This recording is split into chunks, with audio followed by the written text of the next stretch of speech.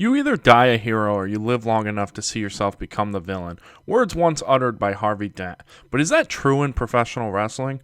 Wrestling is built on heroes and villains. The good guys, the bad guys, the moments that change everything. But what happens when the biggest heroes turn on their fans?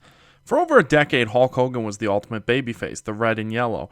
The training, the prayers, the vitamins, Hulkamania ran wild until he wasn't. July 7th, Bash at the Beach. The New World Order had just been formed and they needed one thing, a leader, and that's when Hulk Hogan did the unthinkable. With one leg drop, he turned his back on everything he built. Hulkamania was dead, and in its place, Hollywood Hogan. Hogan was the hero of the 80s. Stone Cold was the anti-hero of the 90s. He didn't care about rules, he didn't care about the authority, and the fans loved him for that.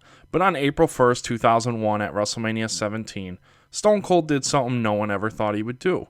He joined forces with Vince McMahon, the same man he had fought for years. The Texas Rattlesnake himself sold his soul to the devil. These moments would shape the wrestling industry for many years to come.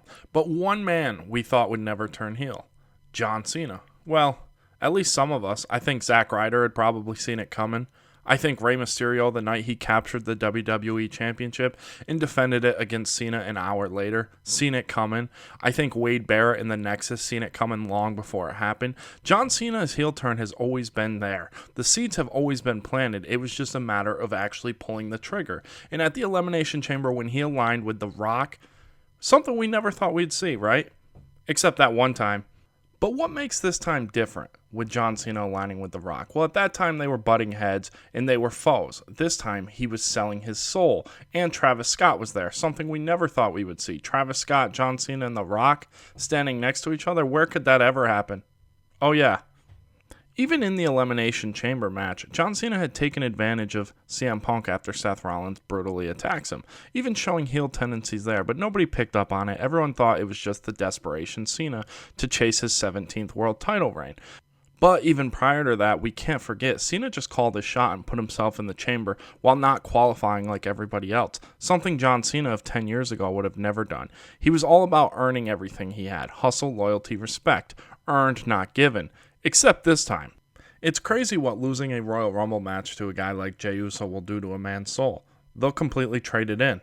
The weird thing about it all is John Cena had already won the Elimination Chamber. He had already had his WrestleMania main event against Cody Rhodes locked in. So why did he sell his soul? The question is, did he sell his soul to even get the opportunity in the chamber without qualifying like everybody else? The avenues that this storyline can go down are endless. We might see R-Truth involved one way or another. After all, John Cena is his childhood hero, and R-Truth was telling Cody Rhodes last week on SmackDown he would have taken the offer while eating his sushi.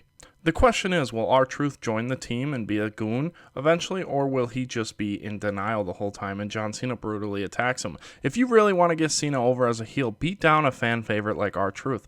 Leave him bloody. Make an impact. Why was the time now for John Cena to turn heel?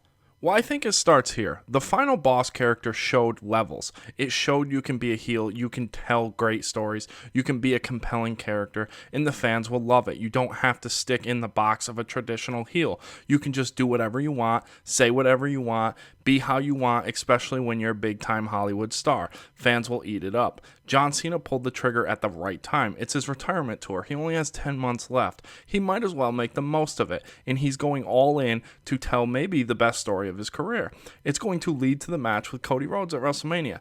Another reason why this was the perfect timing was Cody Rhodes is the true babyface. He's the face of the company now, something that WWE has lacked for many, many years. They could never quite find that guy to step into Cena's role. They couldn't find someone to fill his shoes and be the face of the company. Now we have a true babyface that can carry the company on his back.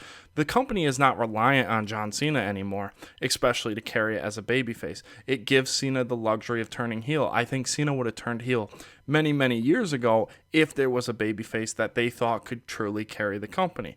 So bravo to Cody Rhodes. He was the one that got the final boss character. He pulled that out of The Rock.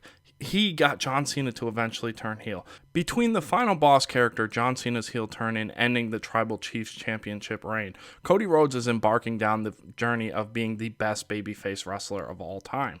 This heel turn is eventually going to do tremendous things for Cody Rhodes. Cody Rhodes needs to get back into the chase. When he was chasing Roman Reigns in the WWE title, that's when he was at his best. The title reign has been good, not great. The moment he won the WWE title was tremendous, but the title reign itself has been somewhat lackluster. There isn't really heels pulling the best out of Cody Rhodes, and John Cena is going to do that now. At WrestleMania 41, John Cena is going to walk out as the WWE champion, get his 17th world title reign. Cody Rhodes is going to be back on the chase in the hunt for the WWE title, where he belongs. And John Cena, there's no better way for him to go out than when he loses the 17th world title reign to put it back onto Cody Rhodes and to truly pass the torch and stamp Cody Rhodes as the face of the company. Now the question is, does this heel turn go the whole year? Do we see John Cena eventually lash out against The Rock? It could be a similar thing as to what he did to Bray Wyatt in the past when the Wyatt family was controlling him. We have also seen John Cena join the Nexus and then eventually turn on them. So John Cena does have a history of doing things like this, but I think this time is different. I think The Rock does truly have his soul, and I think this is going to go the whole year. I think John Cena will retire as a heel, which is something we never thought would happen. One of the most anticipated matches of John Cena's retirement tour was Randy Orton versus John Cena. Everyone wanted to see it one more time. But this time it's different. This time Randy Orton's the babyface. John Cena's the heel. Something we never seen. Throughout their storied rivalry, it was always the other way. Randy Orton was the heel. John Cena was the babyface. To see them switch it up is perfect ending to their story. The Rock is going to continue to search for souls. This group is not done growing yet.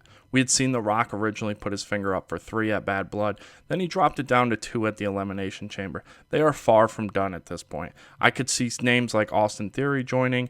I could see them offering this to Roman Reigns, and eventually Roman Reigns turns them down, aligning with Cody Rhodes. The Rock's soul taking is far from done. John Cena is going to capture the WWE title, lead others to believe that they should sell their soul to The Rock as well, because John Cena got what he wanted. In the end, he got the 17th world title reign. WrestleMania 41 main event has the potential to go down as one of the biggest and best WrestleMania main events of all time. We might see names like The Undertaker again, maybe Stone Cold makes an appearance. The opportunities are endless here. Cherish moments like this with John Cena turning heel, because these come around once in a lifetime. Guys, thanks for watching. Please like, comment, share, and subscribe.